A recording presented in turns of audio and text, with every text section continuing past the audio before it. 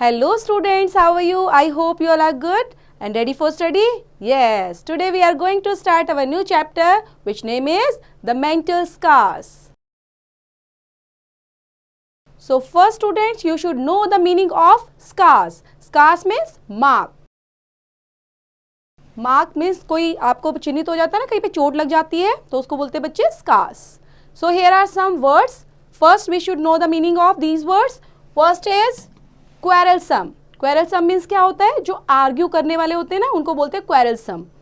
Temper. Temper means क्या होता है? जब हम चीज़ों को जल्दी से लॉस्ट कर देते हैं और एकदम हाइपर हो जाते हैं तो इसका मतलब क्या कर रहे हैं? हम अपने टेम्पर को लूज कर रहे हैं. Scar, you already know. Marks, reform, किसी चीज़ को रिफॉर्म करना, चेंजेस करना उसके अंदर. Image means picture. So let's begin.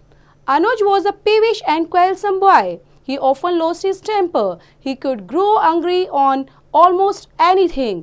In anger, he should say anything which hurt other people badly and left mental scars in their minds. He seldom bothered what he said to whom or how his words hurt them. His father often talked to him, but Anuj did not reform his habit. So, Anuj से relate करती हुई story है बच्चे. अनुज एक कैसा बच्चा है? पेविश और क्वेलसम. सो पेविश मीन्स क्या है बच्चे यहाँ पर? पेविश और क्वेलसम. पेविश होता है जो ऑलमोस्ट क्या करता है? इरिटेट करता है ना दूसरों को, तो अपनी बातों से हमेशा जिद लगाने वाला है, तो जिद्दी बच्चे को क्या बोलेंगे यहाँ पे? पेविश. और क्वेलसम जो थोड़ा सा आर्ग्यू करने वाला बच्चा होता है, वैसा था कौन? अनुज. और हमेशा वो उसको बहुत जल्दी जल्दी गुस्सा आने लग जाता था. Then he could grow angry. और क्या था? वो धीरे धीरे कैसा हो रहा था? हर छोटी छोटी बात पे गुस्सा होने लग जाता था. ठीक है. और ये गुस्सा उसका धीरे धीरे बढ़ ही रहा था. देन उसके फादर भी उसको समझाते थे कि ऐसा उसको नहीं करना चाहिए, लेकिन वो क्या करता था? Did not reform his habit. अपनी हैबिट को चेंज करता ही नहीं था. तो इसके लिए उसके फैमिली और उसके फादर हमेशा परेशान रहते थे. बॉदर्ड मीन्स क्या होता है बच्चे? परेशान होना. One day his father gave him a bag of nails and a hammer. He said, every time you get angry, drive a nail into the fence. So एक बार उसके फादर क्या देते हैं उसको? A bag of nail and hammer. मतलब कील और hammer. Hammer means क्या होता है बच्चे? हथौड़ा. ठीक है, उसको दे देते हैं और बोलते क्या हैं कि जब भी तुम्हें गुस्सा आता है तो आपको क्या करना है? फेंस, जो बाउंड्री है, ठीक है, उनके घर के आसपास जिस तरह से ये दिखाया हुआ बच्चे, ये बाउंड्री है. इस पर फेंस पर आपको क्या करना है? एक नेल को लेना है और उसको ड्राइव कर देना है, उसमें लगा देना है. On the first few days, Anuj got angry so many times. Each time he got angry, he drove a nail into the wooden fence in the backyard.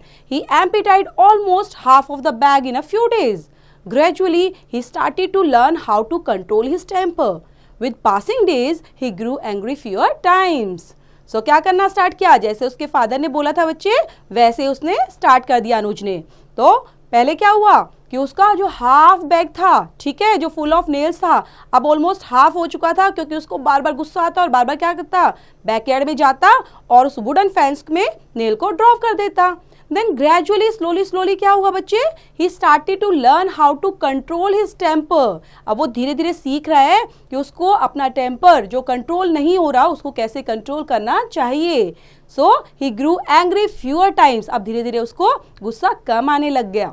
Then finally, a day came when he did not grow angry even once. He did not have to drive any nails that day. He was very happy. Next day, he went to his father and informed, Father, yesterday I did not need to drive any nails into the fencing. तो finally क्या हुआ? वो दिन आ ही गया जब उसको धीरे धीरे गुस्सा आना बिल्कुल बंद हो गया.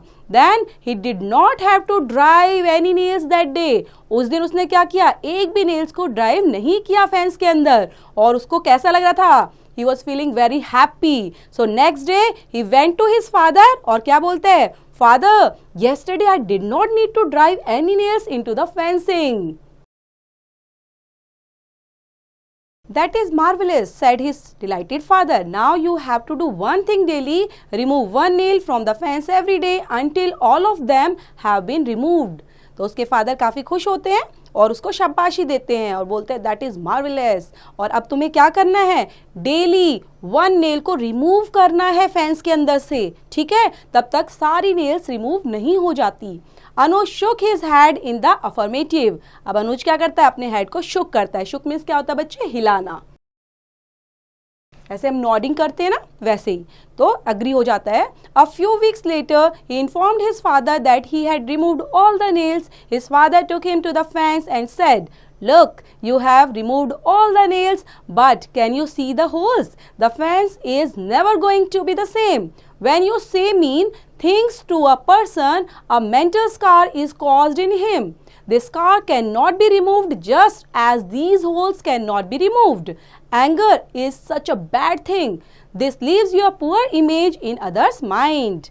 अब उसके फादर समझा रहे हैं, क्या कर रहे हैं, बोलते हैं कि जैसे आपने क्या किया है, सभी नेल्स को रिमूव कर दिया है ना, तो अब रिमूव करने के बाद इनका जो होल्स हैं बच्चे, जहां पर फेंसिंग में लगाए थे नेल्स, उनको रिमूव करने के बाद जो होल्स हो गए हैं, ठीक है, are you able to see the holes? तो ये होल्स वैसे ही नहीं हो सकते एग्जैक्टली जैसे वो पहले थे, ठीक है, नहीं हो सकते ना कि पहले वो प्लेन था, अब नेल्स में क्या हो गए हैं, नेल्स करने के बाद उसमें होल हो गए, बेशक से हमने क्या किया, उसको रिमूव कर दिया है। सेम एज इट इज ही आपके जो वर्ड्स होते हैं, आपके जो बिहेव होता है, वो क्या करते हैं, mental scar is caused in him.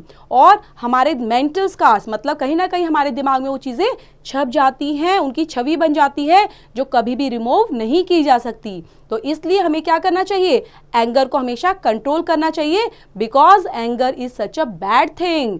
और ये क्या करती है, हमारी इमेज को पुअर बनाती है अदर्स के माइंड में, मतलब जो दूसरे हमारे बारे में धीरे धीरे क्या सोचने लग जाते हैं, थोड़ा पुअर इमेज, ओके, और गलत सोचने लग जाते हैं।